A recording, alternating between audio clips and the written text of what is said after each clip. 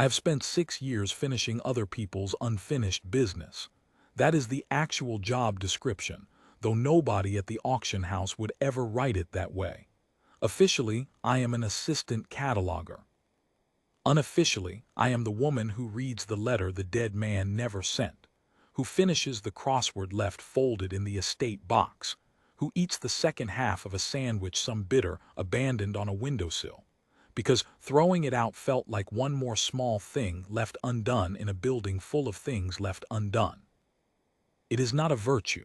I want to be clear about that because the version of this I'd have believed 5 years ago made it sound like one. It is closer to a discomfort I never learned to sit with, the particular ache of a half-read book left face down, a letter slit open with the contents never pulled free, a clock stopped mid-tick on someone's mantle because nobody bothered to ask why it had stopped at all. Most people walk past those things. I have never once managed to. Lot 41 had been sitting in the back storage room for 11 years before it became my problem. It came in with an estate nobody could trace past a shipping manifest written in 2 languages, and a third one nobody at the house could read at all. A brass orb, the size of a grapefruit, banded in tarnished rings like a tiny planet, with a face of cracked glass on one side where you could just make out the ghost of clock hands, frozen at 11 minutes past some hour that didn't matter anymore. No maker's mark, no provenance. 3 directors in a row had logged it as decorative, non-functional, unknown origin, and moved on, because nothing about it moved, ticked, or did anything at all except sit on its shelf and gather the kind of dust that settles only on things nobody expects to sell. It had outlasted 2 relocations of the storage room, a flood that took out half the inventory 2 floors down, and at least 4 interns who had each picked it up, weighed it in their hands, found nothing to say about it, and set it back exactly where they found it. I had done the same thing myself the first 3 times I'd handled it. There is a particular kind of object that asks nothing of you, and for 11 years that orb had been, as far as anyone could tell, exactly that kind of object. I was the one who finally had to write its description for the autumn catalogue, which meant I was the one who had to sit with it after the others had gone home, under the buzzing tube light that always took 4 tries to fully come on, turning it slowly in gloved hands, and trying to find one true sentence to put under its photograph. I don't know what made me hold it the way you'd hold something that was only sleeping.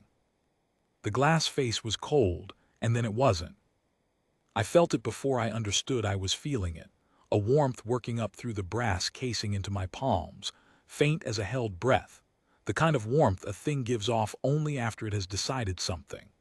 The fluorescent tube overhead, which had been steady for the last 20 minutes, gave one long flicker and then settled into a low, even hum I had never heard it make before, like it had finally found the right pitch. The cracked glass face began to clear from the center outward, the old grime lifting like breath off a cold window, and underneath it the hands began to move. Not lurch, not jolt. They moved the way a held breath finally lets go, smooth, deliberate, the small hand sweeping forward past the 11, the long hand following it home to the hour mark, both of them arriving together at a single perfect minute that the orb had apparently been waiting 11 years, or 11 decades, or longer, to finally reach. I should have called someone. I remember thinking that very clearly in the part of my mind that was still doing its job. I did not call anyone. I sat very still and let it finish. When both hands locked at the top of the hour, the orb split open along a seam I had not known existed, 2 brass hemispheres parting like a flower deciding, after a long winter, that it was finally time. Inside, instead of gears, there was light, a pale, low gold, the color of late afternoon through a dusty window, pooling and turning in slow rings the way water turns before it finds a drain. The light did not flare. It simply arrived, filling the small room the way water fills a glass that was always meant to hold exactly that much.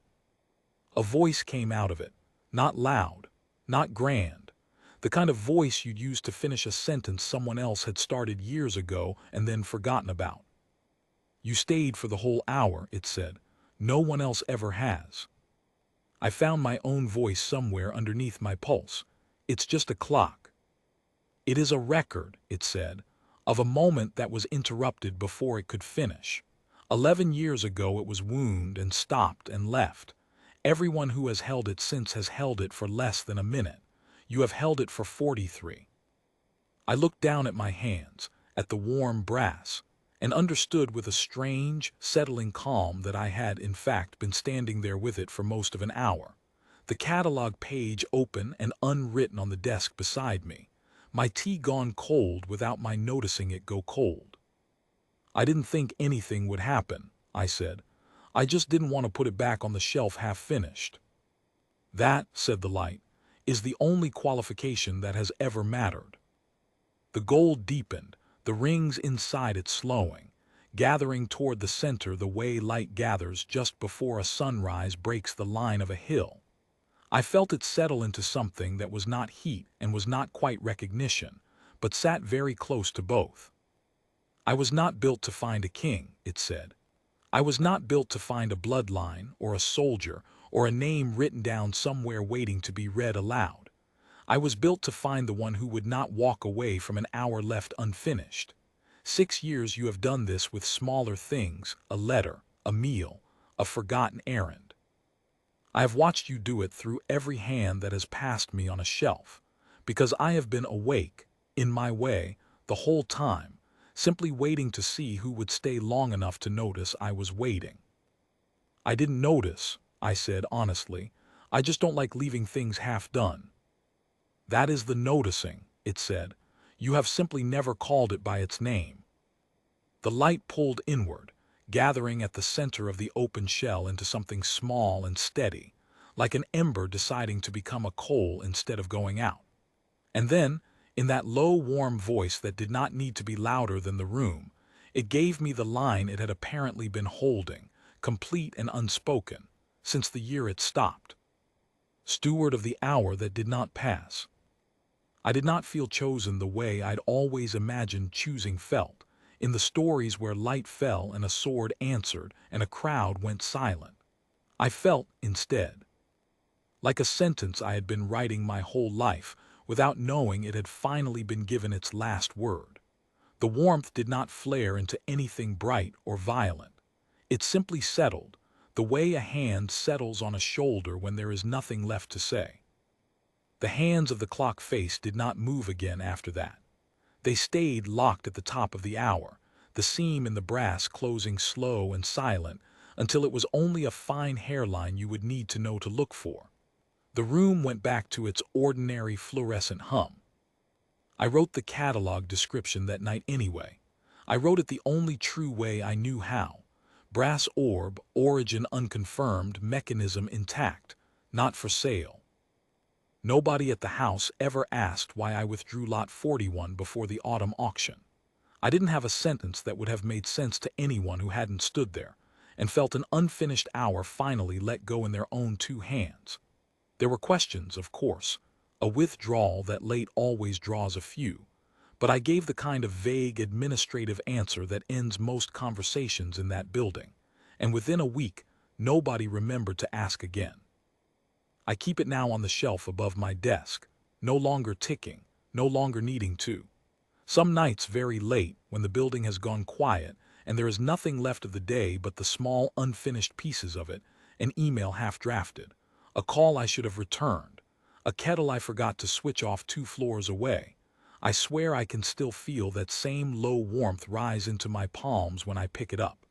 It is not asking me to finish anything anymore. It is only letting me know, in its patient and wordless way, that it remembers who stayed. I have started to understand that some hours were never meant to be finished by the person who began them. They were only meant to be held all the way through by whoever was still in the room when the light came on. I have been that person more times than I ever thought to count, and I no longer mind that nobody else noticed. The orb noticed. For 11 years, it seems, that was the only thing it was waiting to do.